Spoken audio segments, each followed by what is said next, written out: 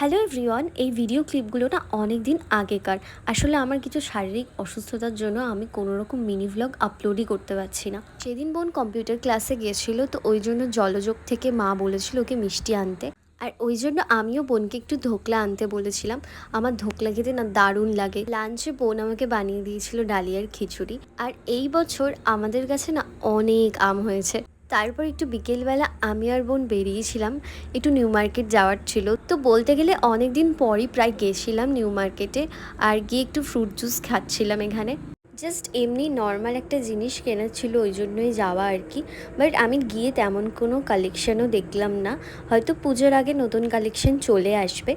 আর জুতোরও collection দেখছিলাম আর কি। পুজোতে তো জুতো কেনাটা একদম মাস্ট।